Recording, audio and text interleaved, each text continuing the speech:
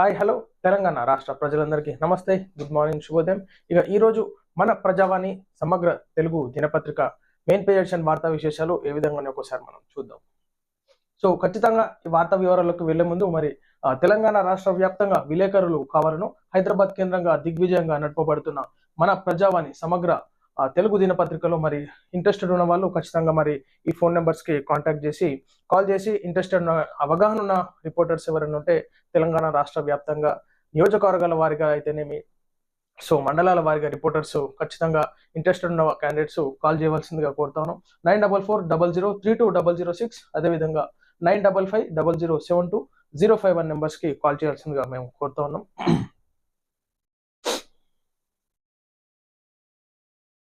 కుప్పకూలిన tunnel SLBC పనుల్లో అపశృతి. శ్రీశైలం ఎడమగట్టు కాల్వ tunnel పనుల్లో అపశృతి చోటు చేసుకుంది. నాగర్ కర్నూలు జిల్లా అమరాబాద్ మండలం దోమలపేట వద్ద పనులు జరుగుతున్న ఈ సొరంగం మార్గంలో 3 కిలోమీటర్ల మేర పైకప్పు పడిపోయింది. శనివారం ఉదయం 8:30 ఈ ప్రమాదం జరిగింది. ఎస్ఎల్బిసి ఎడమ వైపు సొరంగం పనులు జరుగుతుండగా సుమారు 14వ కిలోమీటర్ వద్ద ప్రమాదం జరిగింది. 3 కిలోమీటర్ల మేర కుంగిన టనల్ ఆ మేర కుప్పకూలిన పైకప్పు. ప్రమాదంలో 3కి తీవ్ర గాయాలు.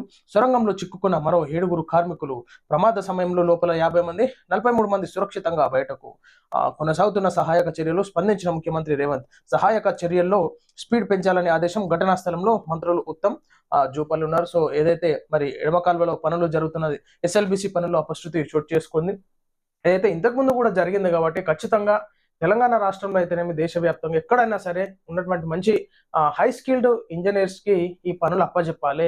ఇప్పుడు మెయిన్ ఇంజనీర్ లోపం వల్లనే అవగాహన పర్యవేక్షణ లేకపోవడంతోనే ఈ విధమైనటువంటి సంఘటనలు జరిగితే ప్రాణ నష్టం జరుగుతుంది.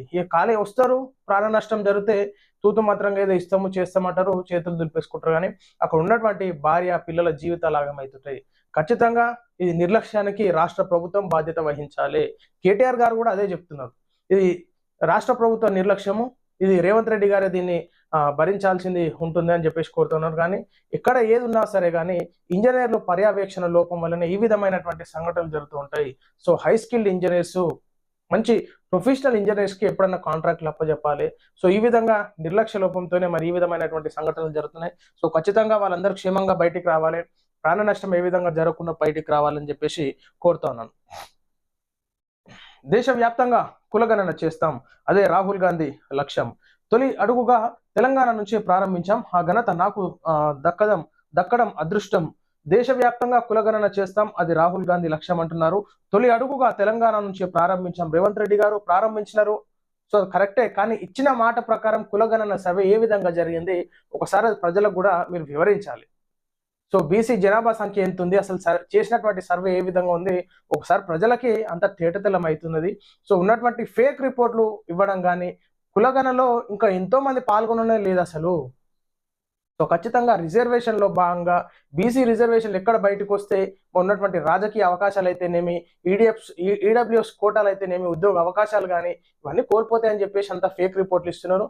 సో ఖచ్చితంగా ఇది కరెక్ట్ సర్వే చేసి నిజ నిర్ధారణ చేసి అప్పుడు దీన్ని పబ్లిక్ అందిస్తేనే నిజమైన సర్వే అని చెప్పేసి నిరూపిస్తారు. కానీ ఇట్లా తూతు మంత్రంగా చేసేసినాము, సర్వే అయిపోయింది, ఇంతమంది ఉన్నారు బీసీ జనాభా అంటే అది నమ్మేటటువంటి ప్రసక్తి లేదు. సో ఖచ్చితంగా న్యాయం జరిగినప్పుడే మీరు కులగణన చేసినప్పుడు ఒప్పుకోరు. ఒకసారి వార్తా విశేషాలకు వెళ్దాం. మా బీసీ లెక్కలన్నీ పక్క 0% కేసీఆర్వి అన్ని దొంగ లెక్కలే, రాజకీయ లబ్ధి కోసమే బీఆర్ఎస్. అటు కేసీఆర్ చేసింది ఏం లేదు, గతంలో ఉన్నటువంటి రిజర్వేషన్ ఇంకా తగ్గించిండు. ఎలక్షన్స్లల్లా రాజకీయ అవకాశాలు కోల్పోయినారు బీసీ ప్రజలు ఓట్లు వేసుకొని గద్దెల మీద ఉన్నటువంటి నాయకులు ఒకసారి ఆత్మవిమర్శన చేసుకోవాలి. బీసీ ప్రజలను ఏ విధంగా మోసం చేస్తున్నారు. బీసీ నేతల సమావేశంలో రేవంత్ రెడ్డి ఉద్ఘాటన. కులగణన విషయంలో ఎంతో మంది రాష్ట్రానికి సీఎంలుగా పనిచేసిన ఎవరికి రాని అవకాశం తనకు వచ్చిందని అన్నారు ముఖ్యమంత్రి రేవంత్ రెడ్డి. తెలంగాణ మోడల్ ను దేశం మొత్తం అమలు చేయాలని కార్యాచరణ రాహుల్ గాంధీ సిద్ధం చేస్తున్నారని చెప్పారు. ప్రజాభవన్ లో ఇవాళ జరిగిన బీసీ నేతల సమావేశంలో ఆయన మాట్లాడుతూ, అందుకే బీజేపీ నేతలు కులగణనను తప్పుపడుతున్నారన్నారు. ఎవరు తప్పుపడుతున్నారో, ఎవరు ఏ విధంగా చేస్తున్నారో ఏడ చూడు. కేటీఆర్ అన్ననేమో కమిషన్ల కక్కుర్తితోనే నాణ్యతకు త్రిలోదకాలు కేటీఆర్. సో ఏదైతే ఎస్ఎల్బిసి టనల్ పనులు జరిగినాయో దానిపైన కేటీఆర్ గారు వివరణ ఇవ్వడం జరుగుతుంది. ప్రమాదానికి పూర్తి బాధ్యత రాష్ట్ర ముఖ్యమంత్రి రేవంత్ రెడ్డిని వహించాలని BRS working president KTR demand చేశారు. సుంకిశాలలో రిటైనింగ్ వాల్ కుప్పకూలిన ఘటన మరొక ముందే రాష్ట్రంలో మరో దుర్ఘటన జరగడం కాంగ్రెస్ సర్కార్ వైఫల్యానికి నిదర్శనమని కేటీఆర్ ధ్వజమెత్తుతున్నారు. వాస్తవం ఇది. ఎందుకంటే ఉన్నది ఉన్నట్టుగా మనం మాట్లాడుకోవాల్సినటువంటి విషయం ఇక్కడ ఉన్నది. ఏదైతే మనం గతంలో ఎప్పుడైతే నిర్మించినటువంటి ప్రాజెక్ట్స్ ఇంకా ఉన్నాయి కాబట్టి వాటి స్టాండర్డ్ ఏ విధంగా బిల్డప్ చేసినారు, ఇప్పుడు జరిగేటటువంటి నిర్మాణాలు ఏ విధంగా బిల్డప్ చేసినారు ఒకసారి మనం ఆలోచించుకోవాలి. కమిషన్లకు కక్కుర్తిపడి అడ్డగోలుగా టెండర్లు ఇచ్చి కాంట్రాక్ట్లు ఇచ్చి కన్స్ట్రక్షన్లు చేపడితే ఏమాత్రం ఈ డ్యాములు కానీ కన్స్ట్రక్షన్ చేసేటటువంటి వర్క్స్ కానీ నిలబడాయి, ప్రాణ నష్టం జరుగుతుంది, ఆస్తి నష్టం జరుగుతుంది. తెలంగాణ ప్రజల డబ్బులతోనే కడుతున్నారు కాబట్టి ఖచ్చితంగా ఏదైనా స్టాండర్డ్ బిల్డప్ చేయాలని చెప్పేసి కోరుతా ఉన్నాం. బీసీ రిజర్వేషన్లపై ప్రధానిని కలుస్తాం, బీసీ బిల్లు ఆమోదించేలా కృషి చేస్తాం, రాష్ట్రంలోని అన్ని రాజకీయ పార్టీలను కలుపుకొని ఢిల్లీకి వెళ్లి బీసీ రిజర్వేషన్ బిల్లును ఆమోదించేందుకు కృషి చేస్తామని మంత్రి పొన్నం ప్రభాకర్ పేర్కొన్నారు. ఇక బీసీ రిజర్వేషన్ల అంశంలో కేంద్ర ప్రభుత్వం సహకారం అవసరమని, తమిళనాడు తరహాలో షెడ్యూల్ 9 పెట్టాలని కేంద్రాన్ని కోరుతామని తెలిపారు. బీసీ రిజర్వేషన్లపై ప్రధానిని కలుస్తాం, బిల్లు ఆమోదించేలా కృషి చేస్తామంటున్నారు కదా. బిల్లు ఆమోదించేదాకా బీసీ ప్రజలు ఓట్లలో పాల్గొన్నారు. ఆమోదించేలా కృషి చేస్తాం కాదు, చెయ్యాల్సిందే. ఎందుకంటే బీసీ ప్రజల ఓట్లతోనే రాజకీయ జీవితాలను అనుభవించేటటువంటి నాయకులు, దొంగ నాయకులు ఉన్నారు. సో ఖచ్చితంగా ఆమోదించేలా కృషి చేస్తాం కదా, చెయ్యాల్సిందే. లేదంటే బీసీ ప్రజలు ఓట్లు వేయరు, ఇక ఇండిపెండెంట్ గా నిలబెట్టుకుంటారు, గెలిపించుకుంటారు. బట్లాడేది ఏం లేదు.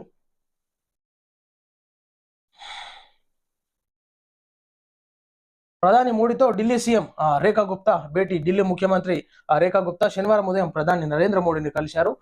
కొత్తగా ముఖ్యమంత్రి బాధ్యతలు చేపట్టిన ఆమె మర్యాదపూర్వకంగా ప్రధానిని కలిశారు. బీజేపీ వర్గాలు తెలిపాయి. ఖచ్చితంగా మంచి పరిపాలన చేయాలి రేఖా గుప్తా గారు, మంచి స్కోపు, మంచి విజన్, ఒక మంచి డైనమిక్ లీడర్ గా ఉన్నారు కాబట్టి ఢిల్లీలో మంచి పరిపాలన చేయాలి. ప్రజా సమస్యల దృష్ట్యా, అభివృద్ధి దృష్ట్యా, ఉద్యోగరీత్యా, విద్యార్థుల దృష్ట్యా ప్రతి ఒక్కరికి మంచి లైఫ్ ఇవ్వాలి. ఉన్నటువంటి గతంలో జరిగినటువంటి రాజకీయాల విధంగా కాకుండా ఇప్పుడు రేఖా గుప్తా గారు మంచి స్కోప్ ఉన్న లీడర్ కాబట్టి మీరు ఖచ్చితంగా ప్రతి సెక్టార్లో అన్ని విధాలుగా ప్రజలకు న్యాయం జరిగే విధంగా, మరి బీజేపీ సెంట్రల్లో రూలింగ్ ఉంది కాబట్టి బీజేపీ సపోర్ట్, నరేంద్ర మోడీ గారి ఆశీర్వాదాలు ఉన్నాయి, అవకాశాలను మీకు ఇచ్చినారు కాబట్టి రేఖా గుప్తా గారు మంచి పరిపాలన దిశ ముందుకెళ్లాలని చెప్పేసి మేము కూడా కోరుతా ఉన్నాం. అరచేతిలో వైకుంఠం చూపిస్తుండ్రు కేంద్ర మంత్రి కిషన్ రెడ్డి. తెలంగాణ రాష్ట్ర ప్రభుత్వం ప్రజలకు ఇచ్చిన హామీలను అమలు చేయకుండా అరచేతిలో వైకుంఠం చూపిస్తూ ఇదే మా పరిపాలన అంటూ ప్రజలను మభ్యపెడుతున్నారని కేంద్ర మంత్రి కిషన్ రెడ్డి అన్నారు. ఏదైతే తెలంగాణ రాష్ట్ర ప్రభుత్వం కాంగ్రెస్ ప్రభుత్వం రూలింగ్ లో ఉంది కాబట్టి తెలంగాణ రాష్ట్ర ప్రభుత్వం అరచేతిలో చూపించి ఇదే వైకుంఠం అని చూపిస్తారు కిషన్ రెడ్డి గారు. ప్రజలు మంచి సోయికి వచ్చిర్రు, అవగాహనకు వచ్చిర్రు. రాజకీయ నాయకులు ఏది చెప్తే అది వినేటటువంటి ప్రసక్తి ఏం లేదు. ప్రజలు ఎట్లా బుద్ధి చెప్పాలో ఆ విధంగా ప్రజలు బుద్ధి చెప్తారు. మీరు కూడా అన్ని ఎరుకున్న విషయాలే. సో మీరు కూడా సెంట్రల్ నుంచి తెలంగాణ రాష్ట్రంకి ఏం చేస్తున్నారో ఆ ముచ్చట కూడా ప్రజలంతా చూస్తూనే ఉంటారు.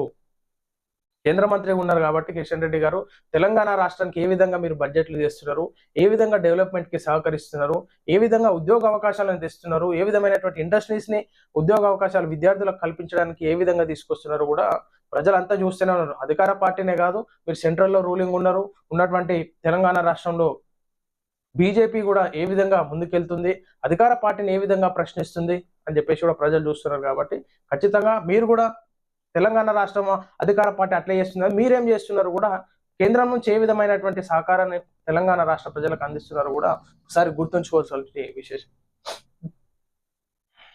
బంగారం దోచేసింది ఇంటి దొంగే. బీసీ సర్వే పకడ్బందీగా జరిగిందన్నారు ఉప ముఖ్యమంత్రి బట్టి విక్రమార్క. ఫైనల్ గా బీసీ జనాభా 56% అని, కేటీఆర్ లాంటి వాళ్ళు సర్వేలో పాల్గొనలేదని ఆయన పేర్కొన్నారు.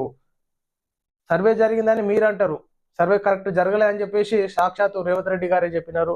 సో ఇప్పుడు పోయినా కానీ ఎక్కడ గ్రామాలలో, ఎక్కడ ఏ నియోజకవర్గంలో పోయినా కానీ గ్రామాలలో పోయి ఒక మైట్ పట్టుకొని ప్రజలను అడితే మా ఇంట్లో సర్వే కాలే, మా ఇంట్లో సర్వే అంటారు. సిటీలలో బిల్డింగ్లలో ఉన్నారు, మా ఇంటికి సర్వేకి రాలే, కింద ఏమున్నా ఓనర్స్ ఒకటి తీసుకోవాలి, మీద రెంటర్స్ అందరూ విడిచిపెట్టేసేయాలి. ఈ విధమైనటువంటి సర్వే జరిగింది బట్టి విక్రమార్క గారు. సార్ మీరు సర్వే చేయండి, సిటీలలో బిల్డింగ్లలో ఉండి వాళ్ళని ఒకసారి సర్వే చేపిస్తే మీకు అర్థమవుతుంది ముచ్చట. ఓయూ పరిధిలో ఫిజికల్ ఎడ్యుకేషన్ కోర్సుల పరీక్ష తేదీలు ఖరారు.